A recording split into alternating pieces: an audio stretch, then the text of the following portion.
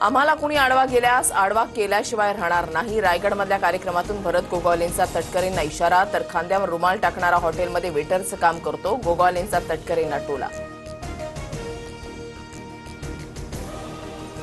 मंत्री भरत गोगावलेंच्या वाढदिवसाच्या निमित्तानं कार्यकर्त्यांना नॅपकिन वाटप। काही दिवसांपूर्वी सुनील तटकरेंनी नॅपकिन उडवत गोगावलेंची खिल्ली उडवली होती, त्याच मैदानातून गोगावलेंचं प्रत्युत्तर।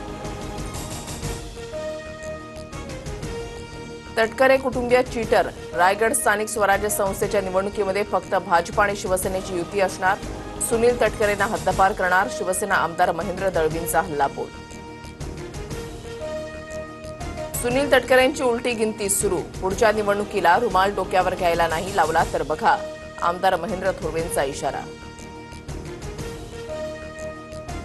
भोकर मतदारसंघामध्ये लक्ष्मण हाकेंनी तोडपाणी केलं। अमोल मिटकरींकडून हाकेंची ऑडिओ क्लिप पोस्ट करत आरोप, तर सूरज चव्हाणांकडूनही हाकेंचा बिअरच्या बॉटलसोबतचा फोटो ट्विट करत टीका। मी पाणी तोड तर अजितदादा नदी तोड, सिंचन तोड। लक्ष्मण हाकेंचं अजितदादांच्या राष्ट्रवादीला प्रत्युत्तर। तर अजितदादांनी सत्तेमध्ये जाण्यासाठी कुठं कुठं तोडपाणी केलं ते सांगू का, हाकेंचा इशारा। नागालँडमध्ये अजित पवारांच्या राष्ट्रवादीला धक्का। अजितदादांचे नागालँडमधील 7 आमदार सत्ताधारी नॅशनल डेमोक्रेटिक प्रोग्रेसिव्ह पार्टीमध्ये विलीन।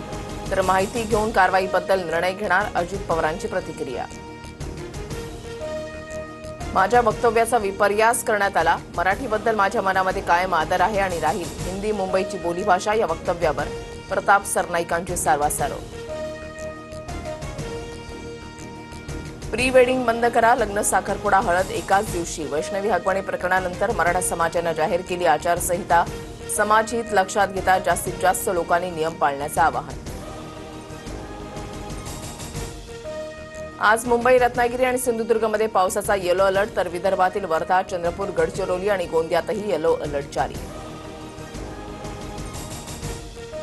महाराष्ट्रामध्ये कोरोनाचा आणखीन एक बळी। गेल्या 24 तासामध्ये 65 नव्या रुग्णांची नोंद। मुंबईमध्ये 22 तर पुण्यामध्ये 25 नवे रुग्ण।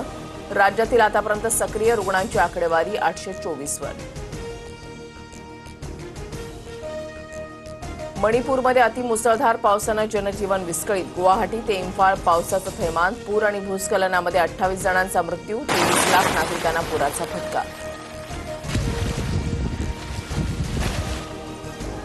नायजेरियातील मोक्वा शहराजवळ धरण फुटल्यानं पूर। आतापर्यंत 150 जणांचा मृत्यू।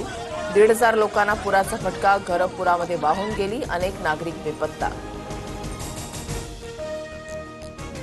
रायपूरहून दिल्लीला जाणाऱ्या इंडिगोच्या विमानामध्ये धुळीच्या वादळामुळे गोंधळ। हवेमध्ये अनेक गिरट्या घेतल्यानंतर विमान सुरक्षितपणे दिल्ली विमानतळावर उतरवलं।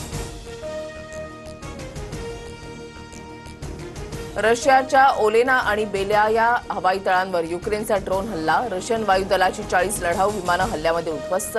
रशिया युक्रेन युद्धाची आग अजून भडकण्याची चिन्ह।